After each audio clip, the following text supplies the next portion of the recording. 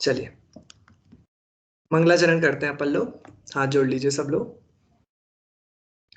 णमो अरिहंताणं णमो सिद्धाणं णमो आयरियाणं णमो वज्रायाणं णमो लोय सव्वसाहुणम्।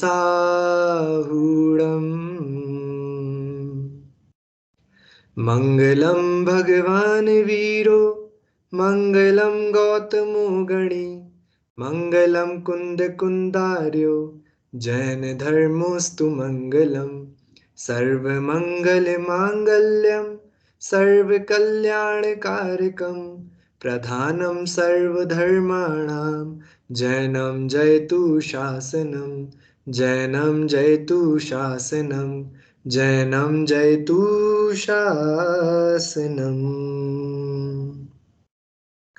मोक्षमार्गस्य नेतारं भेतारं कर्मभूभृतां ज्ञातारं विश्वतत्त्वानां वन्दे तद्गुणलब्धये वन्दे तद्गुणलब्धये वन्दे तद्गुणलब्धये।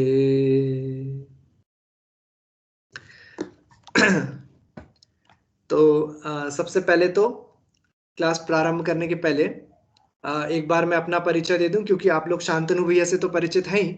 वैसे ओरिजिनली इस बैच के जो टीचर हैं वो शांतनु भैया ही हैं। मैं अभी बस उनके रिप्लेसमेंट में क्लास ले रहा हूं, क्योंकि अभी उनको थोड़ी निजी व्यस्तताएं हैं। तो मेरा नाम अनितेश है, मंगलार्थी अनितेश जैन, और मैं तीर्थधाम मंगलायतन के 8th बैच का मंगलार्थी रहा हूँ। और अभी मैं बेंगलोर में रह रहा हूँ। वैसे मैं हूँ करेली का, करेली मध्य प्रदेश। ठीक है, तो ये तो मेरी बात हो गई। बाकी मैं आप लोगों से अभी परिचित नहीं हूँ, तो एक एक करके कृपया कर मुझे थोड़ा थोड़ा सा परिचय बस आप लोग दे दें तो अच्छा रहेगा। हाँ, आपसे चालू कर लेते हैं। अमिता दीदी जी। जी, मेरा नाम अमिता जैन, मैं मुजफ्फरपुर बिहार में रहती हूँ। और मैं शुरू से ही मंगल प्रज्ञा 1 से ही जुड़ी हुई हूँ। अरे वाह। और मेरे बेटे ने भी 8th में एडमिशन लिया था वहाँ पे। 8, 9, 10th उसने वहीं से किया था, बड़े बेटे ने। अच्छा अच्छा। और छोटा बेटा अभी अभी फिलहाल वो 6th में है। अब हम्म, आएगा 6th में, 5th के हम्म, एग्जाम्स देगा। 8th में उसकी भी प्लानिंग है, और वो mentally prepared and very happy for that कि वो एकदम तैयार बैठा हुआ है कि मैं मंगलायतन कब जाऊंगा। चलो बढ़िया बढ़िया बढ़िया, ठीक है। धन्यवाद धन्यवाद। हाँ, अच्छा उसने भी मंगलायतन की किड्स वाली क्लास ज्वाइन करी है। अच्छा, ठीक है, बढ़िया हम्म। बढ़िया। अच्छा है, ठीक है। जय प्रतीक्षा जैन, हाँ चलिए। लक्ष्मी जैन जी, हाँ बोलिए। हाँ, जय जैन भैया, मेरा नाम लक्ष्मी जैन है और मैं दिल्ली से हूँ। मैंने यहाँ पे पहले क्लासेस अटेंड करी थी। हिमालय भैया ने पढ़ाया था हाँ मुझे हाँ, मंगल शासन 1 में। और बस आप बताइए, और कुछ पूछना है तो। ठीक है ठीक। अच्छा, तो उसके शासन 1 के पहले आपने प्रज्ञा 1 प्रज्ञा 2 प्रज्ञा 3 भी पढ़ा है? नहीं नहीं नहीं भैया, मैंने शासन 1 से ही ज्वाइन किया अच्छा, था। ठीक है, तो मतलब पर आपको नॉलेज तो उसका सब कुछ हो गई, 1 2 हाँ 3। जी, जी जी। ठीक है ठीक है। अ, हाँ, प्रतीक्षा जैन जी।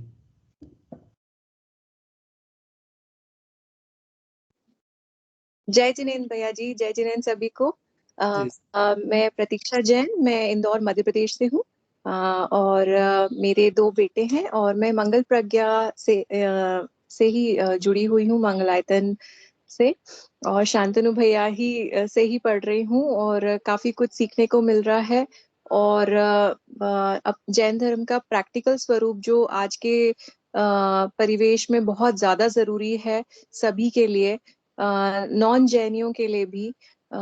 तो उसको समझने की कोशिश कर रही हूँ, ताकि आगे उस चीज मतलब धर्म की ओर प्रभाव ना कर सकूं। और मेरे परिवार में मेरे 2 बेटे हैं, और उन्हीं में ज्यादा व्यस्त रहती हूँ, इसलिए अमिता दी को भी पता है कि मैं मोस्टली कैमरा ऑफ करके ही सुनती हूँ, क्योंकि वो पूरे टाइम ही मुझे व्यस्त रखते हैं। अच्छा, ठीक है जी। ठीक है ठीक है ठीक है। चलिए, तो मंगल विद्यापीठ की तरफ से एक बार फिर से मैं आप तीनों लोगों का और जो भी लोग जुड़ेंगे उन सभी लोगों का मैं बहुत स्वागत करता हूं। अब आप लोग प्रमोट होकर आ गए हैं मंगल शासन 2 में। ठीक है, तो ये मंगल शासन 2 जो है, वैसे आप लोगों को ये सब मालूम ही है कि जैसे हमारा वीतरा विज्ञान भाग 2 हुआ करता है, वैसे ही ये मंगल शासन 2 है। चैप्टर्स वही है, लेकिन ये थोड़ा और रिफाइंड है और ऑब्जेक्टिव है। मतलब हम उस चैप्टर में से क्या हमें ग्रहण करने लायक क्या चीजें हैं, ये और आपके अब विषय वस्तु में ऐड हो गई है।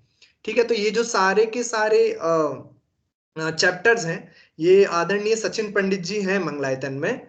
मतलब अभी वो पहले मंगलायतन में रहते थे, अब नहीं रहते मंगलायतन में, अकलूज के हैं वो वैसे। तो आदरणीय सचिन पंडित जी ने और पवन ताऊ जी ने स्वयं इसको मिलके ये भागों को तैयार किया है कि ताकि उन चैप्टर्स में से हमें क्या ग्रहण करने लायक है वो विषय वस्तु भी सभी लोगों को मालूम है। एक मिनट, हाँ ठीक है। तो ये थोड़े से एडिशंस हमारे इन भागों में हैं, जो भागों को हम यहाँ पे पढ़ाया करते हैं।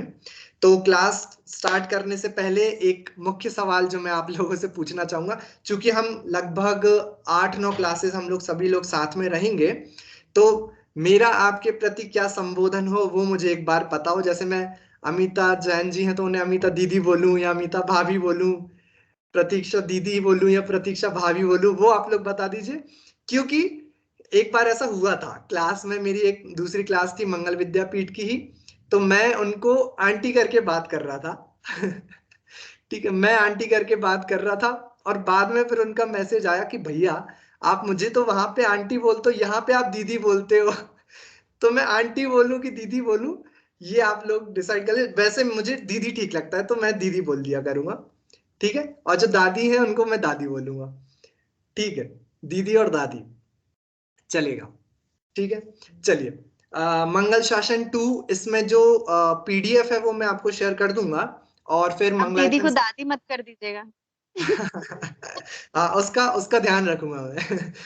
ठीक है, तो मंगल शासन 2 के जो भाग है फिजिकली वो आप लोगों को कुछ दिन में उपलब्ध हो जाएंगे, मंगलायतन से भेज दिए जाएंगे आप लोगों के एड्रेस पे, जब तक आप लोग पीडीएफ से देख सकते हैं। हमारे मंगल शासन 2 में काफी सारे चैप्टर्स हैं, लेकिन अभी जो इन 8-9 क्लासेस में जिनको हम पढ़ेंगे, जिस चैप्टर को हम पढ़ेंगे डिस्कस करेंगे, उसका नाम है वैराग्य भावना। ठीक है, वैराग्य भावना आप लोगों ने बहुत बार इसको पढ़ा भी होगा, मंदिरों में सुना भी होगा, और बहुत बार तप कल्याण के उपलक्ष्य में इसको पढ़ा जाता है। मुनिराजों के स्वरूप समझने के लिए भी इसको पढ़ा जाता है। तो बहुत प्रसिद्ध ये एक स्तुति कहें, एक पाठ कहें, ये वैराग्य भावना है, जिसको अपन लोग ये 8-9 क्लासेस में कवर करने की कोशिश करेंगे। ठीक है, लेकिन वैराग्य भावना पर अपन चर्चा करना प्रारंभ करें उसके पहले उसकी भूमिका कह लीजिए, या फिर हमारी प्रत्येक एक संसारी जीव की किसी भी क्रिया को करने का औचित्य क्या हुआ करता है, उसको समझने की भी अपन लोगों को पहली एक छोटी सी कोशिश करना चाहिए। मैं डायरेक्टली चैप्टर पे नहीं जा रहा हूं, हमें थोड़ी सी उसकी पहले भूमिका समझ लेनी चाहिए कि हम क्यों पढ़ रहे हैं ये सब। ठीक है, तो कोई भी संसारी प्राणी हुआ करता है, कोई भी जीव है, चाहे वो मनुष्य हो, चाहे वो त्रियंच हो, चाहे वो नारकी ही क्यों ना हो, या फिर चाहे वो देव हो, चारों गतियों में से कोई सा भी जीव हो, ये आप लोगों को मालूम होगा कि वो कोई भी क्रिया क्यों कर रहा है। क्यों आप लोग ये क्लास सुनने के लिए आए हैं, क्यों मैं ये कक्षा ले रहा हूं, क्या जरूरत आन पड़ी। तो हमारी प्रत्येक क्रिया के तल में क्या है, बोलिए, बताइए, कुछ सोचा हो आपने कभी, मैं क्यों क्लास ले रही हूं, या फिर मैंने भी सोच रखा है कि मैं क्यों क्लास ले रहा हूं। आप लोगों ने भी सोचा होगा कि क्यों क्लास ले रहे हैं, है ना। तो बोलिए अमिता दीदी, आप क्यों क्लास ज्ञान ले के रहे लिए। हैं। ज्ञान के लिए, चलिए। ज्ञान अर्जन के लिए। हाँ, प्रतीक्षा दीदी आप क्यों क्लास ले रही हैं। भैया जी, जैसे कि ज्ञान एक वही जानने के लिए कि क्या है, कैसी क्रिया होनी चाहिए, उसके अकॉर्डिंगली सुन के। ठीक है, आप मतलब वही उत्तर, ज्ञान ज्ञान करने के लिए। ठीक है, जी जी। अब अच्छा आपने बोला ज्ञान करने के लिए, तो मैं फिर से आपसे क्वेश्चन ये कर सकता हूं कि ज्ञान क्यों करना है आपको, क्यों चाहिए ज्ञान, ज्ञान करने से क्या होगा। हमारे भावों में शुद्धता आएगी या शुचिता आएगी, जो ठीक है, भी हम जानते, भावों में शुद्धता आपको क्यों चाहिए? क्या हो जाएगा विशुद्धता लाने से? क्यों ताकि जरूरी है? एक, हाँ, ताकि एक अच्छी शुद्ध आत्मा की तरफ या अपने एंड गोल मोक्ष की तरफ जा सके। हाँ ठीक है, मोक्ष में जाना है। मोक्ष में क्यों जाना है? यहाँ पे अपन के कुछ कमी थोड़ी है। मोक्ष में ही अनंत सुख है, यहाँ पे तो लगा ही रहता है सुख दुख, और हाँ गतियां भी बदलती रहती है। हाँ हाँ, अब आप आए आप अपने केंद्र बिंदु पर। हम प्रत्येक जीव को, हम कोई भी 24 घंटे में से हमारी जो भी क्रिया हो रही है, उस सभी के तल में, हमारी प्रत्येक आकांक्षाओं के तल में, हमारी प्रत्येक वांछा के तल में, हमारी प्रत्येक इच्छा के तल में, हमारी प्रत्येक क्रिया के तल में यदि हम ढूंढने की कोशिश करें, तो हम सभी लोगों को बस एक ही चीज की इच्छा है, जिसका नाम है सुख। क्या चाहिए हम सभी लोगों को? हमें सुख चाहिए, है ना? अच्छा, जो वो बाहर जो वो मजदूरी का जो व्यक्ति काम कर रहा है, ठीक है, वो जो बेचारा ट्रक में से भारी भारी जो बोरे है ना, वो उठा उठा के दुकान में रख रहा है, क्या उसको भी सुख की इच्छा है? बोलिए, क्या उसको भी सुख की इच्छा है? सभी हाँ, जीव, उसको भी सुख की इच्छा है। हो सकता है उसको ये मालूम ना हो सकता है वो ऐसे शब्दों का प्रयोग ना करता हो। उससे अगर आप जाकर पूछो, भैया आप ये काम क्यों करते हो, इतना भारी भारी सामान क्यों उठा के रखते हो आप, तो वो बोलेगा भैया इससे पैसे मिलेंगे। फिर आप उससे पूछोगे पैसों का क्या करोगे, बोलेगे पैसे मिलेंगे तो खाना खाएंगे। बोलेगे खाना क्यों खाना है आपको, बोले खाना खाएंगे तो रात को चैन से सो पाएंगे। तो रात को चैन से क्यों सोना है, बोलेगा कि इसी से मुझे शांति मिलती है ना, इसी से मुझे थोड़ा सा चैन मिलता है। तो हो सकता है वो व्यक्ति, प्रत्येक व्यक्ति कोई शब्दों को दूसरा प्रयोग करे, लेकिन सभी क्रियाओं के तल में, सभी की सारी क्रियाओं के तल में एक ही चीज है, जिसका नाम है सुख। पंडित श्री दौलत राम जी भी छैडाला में एक पंक्ति लिखते हैं स्टार्टिंग में, क्या? बोलिए, इसी से रिलेटेड छैडाला की पंक्ति नहीं है याद? चलिए एक काम करिए, ये आपका होमवर्क हो जाएगा। छैडाला की पहली ढाल में आपको ये बात खोज के लानी है कि दौलत राम जी ने कहा ऐसी बात लिखी कि सारे के सारे जीवों को सुख चाहिए। ठीक है, this will be your homework. और मैं थर्सडे को आप लोगों से पूछूंगा कि आप लोगों को वो लाइन मिली कि नहीं मिली। ठीक है, ये अपन स्टॉल पे रखते हैं। अच्छा, जब हमें ये निर्णय आप लोगों को हो गया, जब अपन ने ये समझ लिया कि सारे के सारे जीव जो हैं वो सब सुख ही चाहते हैं। अच्छा, जो दादी हमारे साथ जुड़ी हुई हैं, क्या वो अपने आप को म्यूट कर सकती हैं एक बार? हाँ, म्यूट करके अपना नाम बता दें। एक मिनट, मैं म्यूट कर देता हूँ, अनम्यूट कर देता हूँ आपको। नहीं, मैं नहीं कर पाऊंगा। हाँ, आपको ही करना पड़ेगा अनम्यूट।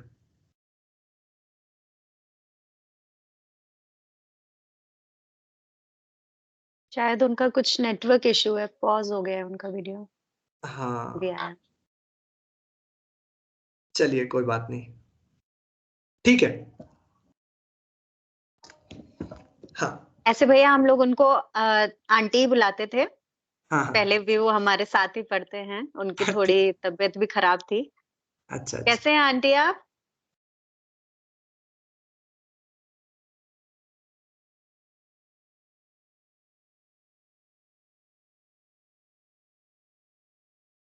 चलिए ठीक है, वो अनम्यूट नहीं कर पा रही है लगता। ठीक है, कोई बात नहीं, चलिए अपन आगे बढ़ते हैं। देखिए, जब हमने ये बात समझ ली कि सारे के सारे इस संसार के जो भी प्राणी हैं वो सब कुछ सुख ही चाहते हैं, तो एक बात बताइए, वो जो व्यक्ति है जो चोरी कर रहा है, दूसरों के घर में जाकर रात को चुपके से वो चोरी कर रहा है, तो मुझे बताइए क्या वो भी सुख के लिए ही चोरी कर रहा है? हाँ कि ना? आप सर बस हिला देंगे तो मैं समझ जाऊंगा। हाँ कि ना? हाँ, जो चोरी कर रहा है वो भी सुख के लिए चोरी कर रहा है ना? जो ऐसे लोग होते हैं ना जो गुंडे वगैरह होते हैं, ठीक है, जो जाकर वसूली करते हैं लोगों से, है ना, अपनी गुंडागर्दी दिखा के लोगों से वसूली करते हैं, तो क्या वो भी सुख के लिए ही वो वसूली वाले कार्य कर रहे हैं? हाँ कि ना? हाँ, वो भी वसूली कर रहा है तो सुख के लिए ही कर रहा है।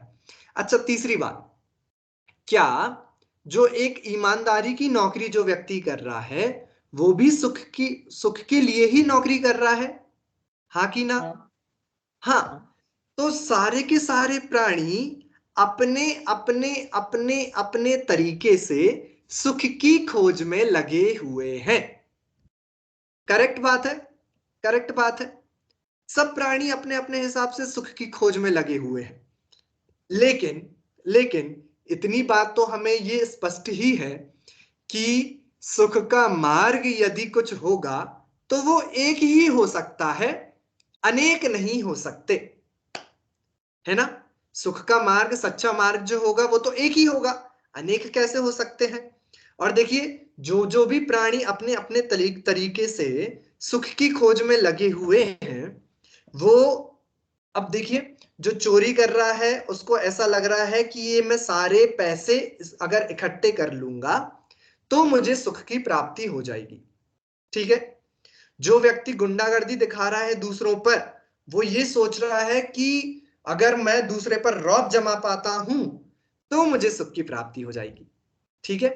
तीसरा व्यक्ति जो है वो ये सोच रहा है कि जो ईमानदारी से मुझे जितना पैसा मिलेगा उससे मैं एक नया घर ले लूंगा, या फिर एक नई कार ले लूंगा, नया कोई मोबाइल ले लूंगा, तो मुझे उससे सुख की प्राप्ति हो जाएगी, ठीक है। सभी लोग अपने अपने तरीके से सुख की खोज में लगे हुए हैं, लेकिन लेकिन सुख का मार्ग हो सकता है केवल एक, ठीक है। अब इस बात पर अपन थोड़ी और चर्चा करें उसके पहले मैं आप लोगों को एक वीडियो दिखाना चाहता हूं, ठीक है। वो वीडियो आप लोग देखिएगा, 1 मिनट की वीडियो है, और उस वीडियो को देखने के बाद आपको क्या विचार आए, आपको क्या ख्याल में आया उस वीडियो को देखकर, वो मैं आप लोगों से पूछूंगा। तो पहले मैं आप लोगों को वीडियो शेयर करता हूं, 1 मिनट में दिखाता हूं।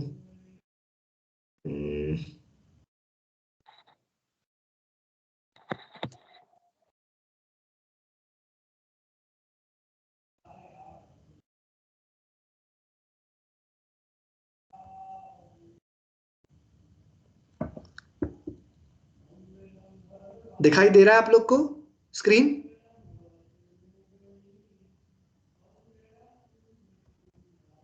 दिख रहा है ना वीडियो? मैं स्टार्ट कर रहा हूं। जी भैया जी।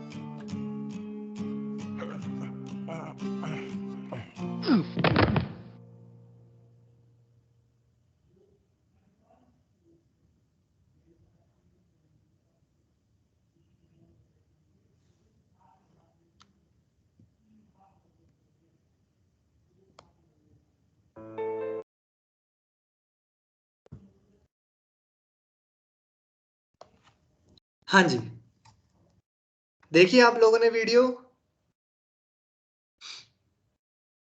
अमिता दीदी,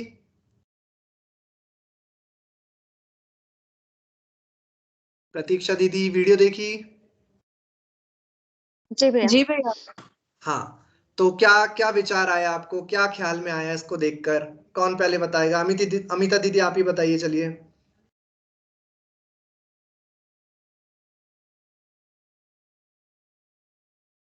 अगर हम टॉपिक से भैया रिलेटेड ही कुछ अगर ये कर रहे हैं, इसका वीडियो से अगर टॉपिक से रिलेटेड है, तो जी। सभी के लिए सुख के मायने अलग-अलग हैं। जैसे वो छोटा बच्चा था, उसे झुनझुना मिल गया तो वो खुश हो गया। देन वो हुँ, थोड़ा-सा बड़ा हुआ तो उसे बॉल मिल गई तो उसमें खुश हो गया, हुँ। Like that.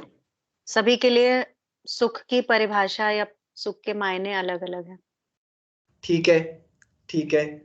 हाँ, लक्ष्मी जैन जी कुछ बोल रहे थे, बोलिए। यही है भैया कि जब बचपन होता है तो बच्चा जो है वो बचपने में लगा रहता है, फिर पढ़ाई में, फिर बुढ़ापा आ गया, तो उसे धर्म का तो सौभाग्य मिला ही नहीं। वो तो घर गृहस्थी, सांसारिक सुखों में ही फँसा रह गया। हुँ, ओके, ओके। प्रतीक्षा दीदी? भैया भैया जी, मुझे ऐसा लगा वीडियो देख के कि हर स्टेज में जैसे बच्चा है, फिर एडोलेसेंस है, फिर जो जब जॉब करता है, वो हर चीज सुख को पाने के लिए करता है, लेकिन हाँ। अंत में मिलता रेस्ट इन पीस ही है, वो भी नहीं मिलता। ठीक है, बढ़िया। हाँ, और दादी दादी कुछ कह रहे हैं क्या? नहीं। अच्छा, चलिए, ठीक है, ठीक है। बस वही तो बोलिए। मोक्ष मिल जाता है, मतलब वो मरते को सुख के लिए मतलब वो तकलीफ उठाता है, वो प्रयत्न करता है कि और मिले मिले मिले मिले, मरते दम तक वो वही करता रहता है प्रयास। हाँ, ठीक है, आपकी भावना में समझ गया। देखिए, इस वीडियो में जैसा आप लोगों ने बोला, उस सारी की सारी वो बातें इस वीडियो में कवर्ड हैं। लेकिन मैं इस वीडियो को दिखाकर आप लोगों को ये बताना चाह रहा था, या फिर इससे और क्या समझ सकते हैं हम, वो देखिए कि प्रत्येक, जैसा अमिता दीदी ने बोला, प्रत्येक व्यक्ति अपने अपने हिसाब से सुख की खोज में निकला हुआ है ना। और जैसा प्रतीक्षा दीदी ने बोला कि हर लाइफ की हमें हर स्टेज पे कुछ ना कुछ ऐसी वस्तुएं होती हैं जो हमें लगता है कि इन वस्तुओं को यदि मैं पा लेता हूं तो मुझे सुख की प्राप्ति हो जाएगी। बचपन में लगता था कि ये सारा, ये जो नया नया खिलौना दुकान में दिख रहा है, ये जो नया वीडियो गेम है, वो मिल जाए तो सुख की प्राप्ति हो जाएगी। थोड़े से बड़े हुए तो लगा कि नया मोबाइल फोन मिल जाए तो सुख की प्राप्ति, है ना। उससे थोड़े बड़े हुए तो बोला कि ये वाली कंपनी में जॉब लग जाए तो सुख की प्राप्ति, है ना। और बुढ़ापे में ऐसा लगने लगा कि मेरे जो घर वाले हैं वो यदि मेरे सेवा करें और मेरे अधीन रहे तो मुझे सुख की प्राप्ति। प्रत्येक जीव की हर एक लाइफ स्टेज में उसको अलग अलग चीजों में सुख नजर आता है, ठीक है। जिन चीजों को हम अपनी कंफर्ट के लिए यूज करते हैं, जिनको हम भोग सामग्री कहा करते हैं, घर, car, mobile phones, AC, cooler, etcetera etcetera etcetera, ठीक है। लेकिन वीडियो के लास्ट में यदि आप देखें तो वो व्यक्ति, जो व्यक्ति पूरा वीडियो में जिसको दिखाया जा रहा था, वो व्यक्ति तो अंत में मर जाता है और उसकी सारी की सारी सामग्रियां जिनसे वो सुख की प्राप्ति करना चाह रहा था वो वहीं की वहीं धरी रह जाती हैं, है ना। वो उसके साथ दूसरे भाव में नहीं जाती, वो उसके साथ दूसरी जगह नहीं जाती जहां पर वो जा रहा है। वो सारी सामग्रियां एक जगह रखी रह जाती हैं। तो जिन वस्तुओं से मैंने बचपन से लेके बुढ़ापे तक सुख की कल्पना करी, सुख की प्राप्ति करने की कोशिश करी, वो वास्तविकता में मुझे कभी सुख नहीं दे पाई। क्यों? क्योंकि यदि वो सुख देती तो मेरे साथ दूसरी जगह जाती, वहां पर भी सुख देती, ठीक है। जिनको अभी तक मैं सुख का साधन मान रहा था, वो मेरा सुख का साधन नहीं थे, वो तो बस मुझे भ्रम था कि ये सुख के साधन थे, है ना। अच्छा, अब ये जो भ्रम है ना, भ्रम, इससे रिलेटेड मुझे आपको एक और वीडियो दिखानी है ना। आप बोलोगे भैया आप कितनी वीडियो दिखाओगे, तो मैं बस 2 ही वीडियो आप लोगों को दिखाऊंगा। दूसरी वीडियो ये है एक और, इसको भी देखिएगा और फिर मैं आप लोगों से पूछूंगा कि आप लोगों को इसमें क्या ख्याल आया।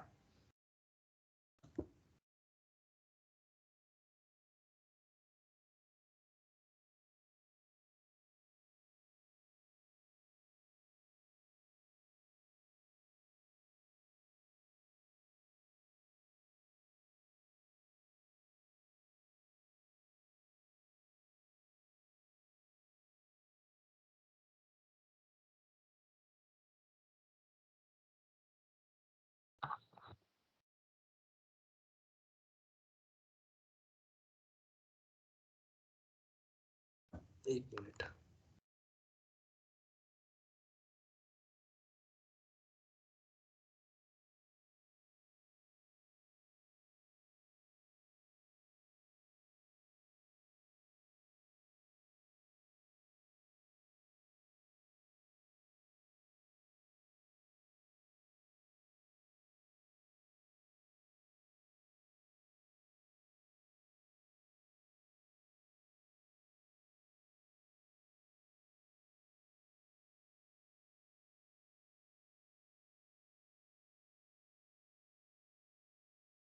भैया जी जूम नहीं कर सकते हैं?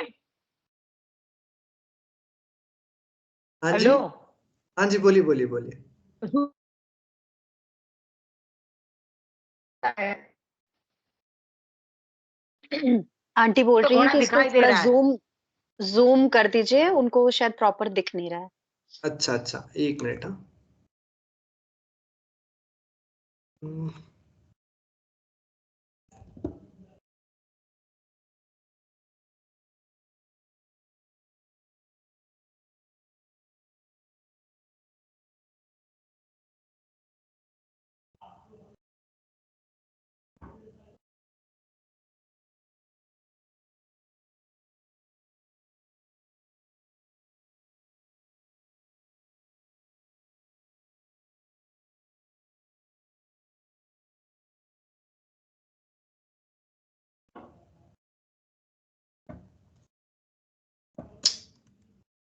अच्छा, वो उधर पे लगता प्ले नहीं हो पा रही है। आप लोगों को विजिबल है ना बाकियों को? वो थोड़ा सा छोटा आएगा।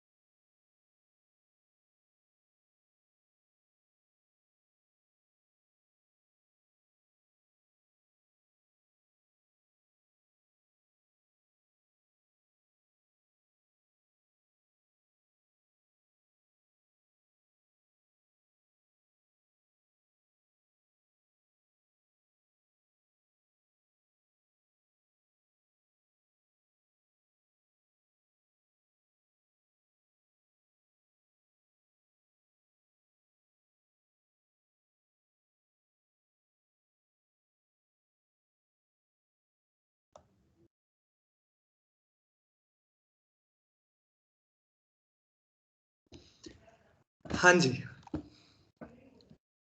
बताइए क्या समझ में आया वीडियो से, क्या देखा, जो भी ख्याल में आया हो, एक बात भी, दो बात, जो जो समझ में आया हो बोलिए। मुझे लगा कि वो 4 पाँव जो उसके हॉर्स शू थे ना, जी। हॉर्स शू, वो 4 गतियों के जैसे थे। वो जब उससे छूट गया तो दौड़ के चला गया। तब तक वो उसका स्पीड कम था। जब वो he got rid of all the 4, he could run faster. हाँ, वेरी नाइस, वेरी नाइस। ये भी एक बहुत अच्छा नजरिया है इसको देखने का। ठीक है, बढ़िया बढ़िया। हाँ, और किसको क्या समझ में आया? अमिता दीदी।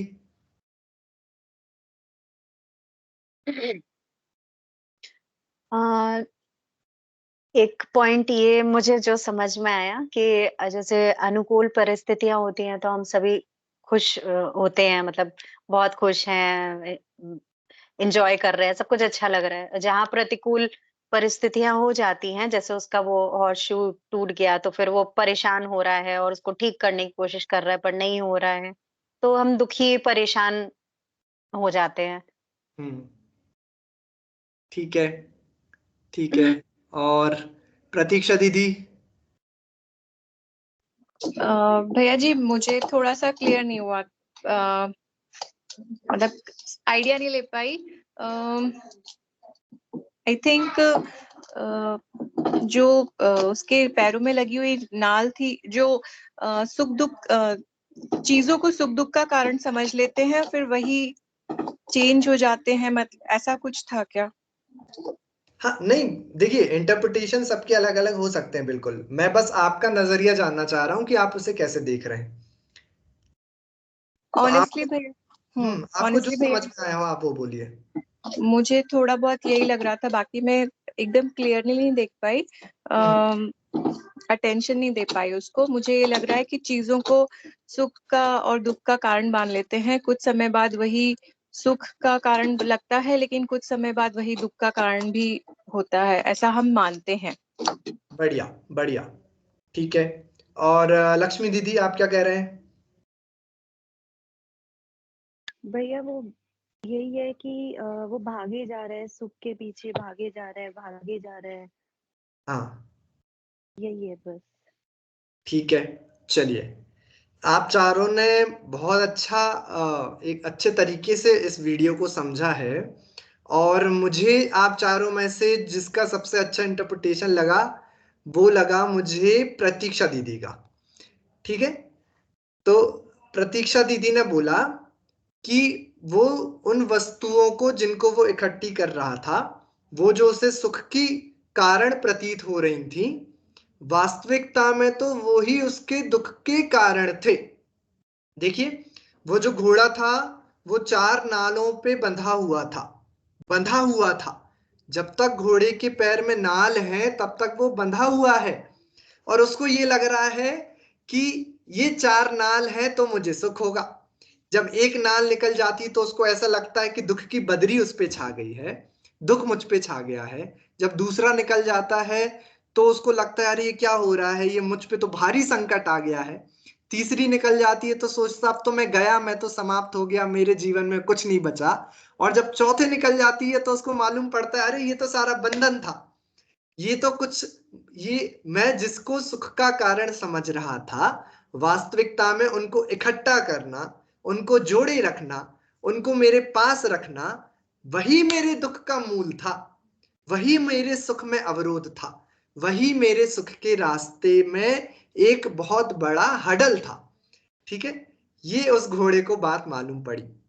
अब देखिए, हम पूरे जीवन भर हम अपना जितना भी जीवन लगाते हैं, हम चंद पैसे इकट्ठा करने में, एक अच्छा घर खरीदने में, एक कार खरीद लेने में, है ना, जो भी सुख सामग्री जिसको भी आप जिसको भी सुख का कारण मानते हो, हम अपना पूरा का पूरा जीवन 24/7 हम उन चीजों को इकट्ठा करने में लगा देते हैं, क्योंकि हमें ऐसा लगता है, या फिर हमें ऐसा सिखाया जाता है, या फिर हम ऐसा सीख लेते हैं दुनिया से कि इन चीजों को यदि इकट्ठा नहीं किया तो हम कभी सुखी नहीं हो सकते। यदि गर्मी में हमारे पास कूलर एसी नहीं है तो हम सुखी नहीं हो सकते। यदि ठंड में हमारे पास हीटर नहीं है तो हम सुखी नहीं हो सकते। यदि दूसरों के पड़ोसी को दिखाने के लिए हमारे पास अच्छा घर और अच्छी कार नहीं है तो हम कभी सुखी नहीं हो सकते। हमें तो यही पाठ पढ़ाया गया, हमें तो यही सीख दी गई, और बस उन चीजों को इकट्ठा करने के लिए हम अपने पूरे के पूरे अमूल्य मनुष्य भव को पानी की तरह बहा देते हैं। हम एक बार भी ये विचार नहीं करते कि जिन चीजों को हम आज से लेकर अपने मृत्यु उपरांत हम जिनको इकट्ठा करने की कोशिश कर रहे हैं, क्या वो वास्तविकता में मुझे सुख दे भी सकते हैं कि नहीं दे सकते। हमने ये तो विचार कभी करा ही नहीं। हमने दूसरों की सुनकर हमने वो चीजों को इकट्ठा करने की भावना तो उत्पन्न करी, हमने दूसरे लोगों की सुनकर या फिर उनको नीचा दिखाने के लिए उन सारी चीजों को इकट्ठा करना तो उसको जोड़े रखने की कोशिश तो करी, परंतु हमने ये विचार नहीं किया कि क्या ये सब कुछ वास्तविकता में मुझे सुख दे सकते हैं या नहीं। क्या इनको जोड़ लेने से मुझे वो सुख का रास्ता मिल जाएगा जो रास्ता मुनिराजों ने अपनाया, वो रास्ता जो जिनेंद्र भगवान ने अपनाया, वो रास्ता तो मुझे इससे तो मिलेगा नहीं। ऐसा क्यों? क्योंकि मुनिराजों ने और जिनेंद्र भगवान ने तो ये सारे के सारे भोग सामग्री छोड़ने के बाद उस सुख को प्राप्त किया है ना। ये तो आप लोग पहले पढ़ ही चुके हैं ना, मंगल शासन 1 में और प्रज्ञा 1, प्रज्ञा 2, प्रज्ञा 3 में। जिनेंद्र किसको कहते हैं? जो वीतराग होता है, सर्वज्ञ होता है और हितोपदेशक होता है। तो यदि वीतराग है, इसका मतलब ये है किसी भी वस्तु के प्रति ना उनको राग है ना द्वेष है, कोई भी परिग्रह उनके पास नहीं है ना। मुनिराजों के स्वरूप में हमने पढ़ा है। तो जब मुनिराज के पास ये कोई भी सुख सामग्री नहीं है तो क्या वो सुखी इन सभी के बिना हो सकते कि नहीं हो सकते? अरे हो ही रहे हैं, है ही वो तो सर्व सुखी। तो इसका मतलब ये हुआ, जिन चीजों को हम पूरे जीवन भर इकट्ठा करने की कोशिश कर रहे हैं, वास्तविकता में उनमें कोई सुख नहीं है। उल्टा इन सारी चीजों को छोड़ने के बाद ही हमारे सुख का रास्ता प्रारंभ होता है ना। और इसी बात को और बहुत अच्छे उदाहरण के साथ, बहुत अच्छी स्टोरी के साथ जो हम पढ़ने वाले हैं, हम उसको पढ़ने वाले हैं वैराग्य भावना में। क्योंकि वैराग्य भावना में एक ऐसे व्यक्ति की कहानी आपको पढ़ने को मिलेगी जो हमसे भी ज्यादा संपन्न था। मतलब उसके पास इस जगत की भोगने वाली सर्व वस्तुएं थी, है ना।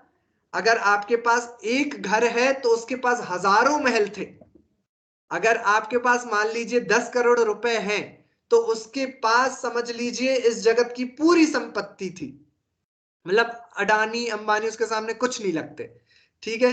अगर आपको लगता है कि किसी की एक पत्नी में उसको सुख लगता है तो उनके पास 96,000 पत्नियां थी, ठीक है। तो किसी भी चीज की उन्हें कोई कमी नहीं थी, और वो व्यक्ति भी उन सारे सुख सुविधाओं को छोड़ने के बाद जंगल को रवाना हो जाता है, क्योंकि उस व्यक्ति को ये बात मालूम हो जाती है कि जिन वस्तुओं में मैं आज तक सुख को खोजने की कोशिश कर रहा था, वह तो उस घोड़े के पैर में लगी नाल की तरह है, जो लगती तो बहुत अच्छी है कि ये मेरे चलने में सहायक है या फिर ये मुझे सुख दे रही है, लेकिन वास्तविकता में ये सभी कुछ हमें बांधने वाला है, हमारे पाप को बढ़ाने वाला है, हमारे संसार को बढ़ाने वाला है, ठीक है।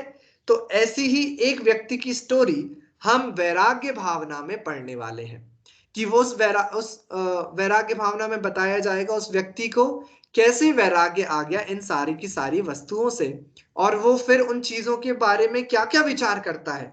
उसे अपने घर के बारे में क्या विचार आता है, उसे अपने संपत्ति के बारे में क्या विचार आता है, उसे अपने पत्नियों के बारे में क्या विचार आता है। तो वो सभी कुछ हम इस वैराग्य भावना में पढ़ेंगे। अब यद्यपि आज की क्लास तो मैंने सोचा ही था कि हम भूमिका में ही लगाएंगे और अपना समय भी आज हो गया है, तो अपनी भूमिका यहाँ पर वैराग्य भावना की कंप्लीट होती है। थर्सडे को हम सभी लोग वैराग्य भावना पढ़ना प्रारंभ करेंगे। आप लोगों के लिए होमवर्क, आप लोगों को याद होगा, आप लोगों को वो पंक्ति ढूंढ के लानी है 6 डाला में से, मैं ग्रुप पे भी भेज दूंगा एक बार लिखकर, कि जहां पर लिखा है कि सारे के सारे जीव जो है वो सुख की इच्छा करते हैं, सुख चाहना चाहते हैं, वो वाली लाइन आप लोगों को ढूंढ के लाना है। दूसरी बात भैया जी, वैराग्य, हाँ जी, जे त्रिभुवन में जीव अनंत, हाँ, ते वेरी गुड वेरी गुड। जे त्रिभुवन में जीव अनंत, भयवंत, हाँ, सुख चाहे दुख ते भयवंत। दौलत राम जी लिखते हैं संसार का प्रत्येक प्राणी सुख चाहता है और दुख से दूर भागता है। कोई नहीं चाहता दुखी होना है। हाँ, कोई नहीं चाहता इस संसार में कि मैं दुखी हूं। अगर हम भी यहाँ पर बैठ के क्लास कर रहे हैं, पढ़ रहे हैं, तो हम भी सुखी होना चाहते हैं, है ना। वो जो मजदूरी कर रहा है व्यक्ति, वो भी नहीं चाहता कि मैं दुखी हूं, वो भी चाहता है कि मैं सुखी हूं, है ना। चलिए, तो आप लोग का होमवर्क तो कंप्लीट हो ही गया। तो एक काम करते हैं, फिर अब आप लोग के लिए सेकंड होमवर्क ये है कि आप लोगों को पढ़कर आना है वैराग्य भावना के ऑथर कौन है, वैराग्य भावना किसने लिखी है, ठीक है। और दूसरी बात, जिनकी ये स्टोरी है वैराग्य भावना, जिनकी ऊपर लिखी गई है, उनका नाम है वज्रनाभि चक्रवर्ती। तो आप उन वज्रनाभि चक्रवर्ती के बारे में भी थोड़ी रिसर्च करके आइए कि ये वज्रनाभि चक्रवर्ती आखिर है कौन। हिंट मैं दे देता हूं, ये हमारे अभी 24 तीर्थंकर जो हैं उनमें से ही एक कोई तीर्थंकर के पूर्व भव की स्टोरी है। तो वो कौन सी तीर्थंकर है वो आप लोगों को ढूंढ कर आना है। This is your homework. और साथ में वैराग्य भावना किसने लिखी है वो भी खोज के, वैसे तो आपके भाग में लिखा ही हुआ है, लेकिन फिर भी उन पंडित जी के बारे में भी आपको थोड़ा सा ढूंढना है, पढ़ना है कि उन्होंने और क्या क्या लिखा हुआ है, ठीक है। तो ये मैं आपके होमवर्क ग्रुप पे डाल दूंगा और इस क्लास की रिकॉर्डिंग भी मैं एक बार ग्रुप पे। जी जी बोलिए, आंटी कुछ कह रहे हैं दादी।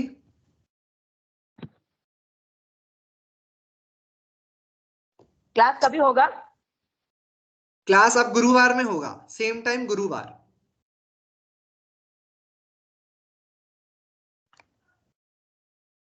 ठीक है, चलिए मैं एक बार ग्रुप पे डाल दूंगा, लगता है उनकी कनेक्टिविटी थोड़ा इशू है। चलिए ठीक है, और कोई डाउट और कुछ पूछना हो आप लोगों को क्लास संबंधित या फिर विषय संबंधित, तो अगर हो तो अभी भी पूछ सकते हैं, या फिर आप ग्रुप पे भी डाल सकते हैं, कॉल भी कर सकते हैं, जैसा आप लोग को ठीक लगे वैसे आप लोग डिस्कस कर सकते हैं, ठीक है। हाँ चलिए जिनवाणी स्तुति कर लेते हैं अपन। निज निधि निज में बताई, यह अनंत उपकार है, इसके लिए जिनवाणी माँ को वंदना शत बार है। 9 बार ओंकार मंत्र।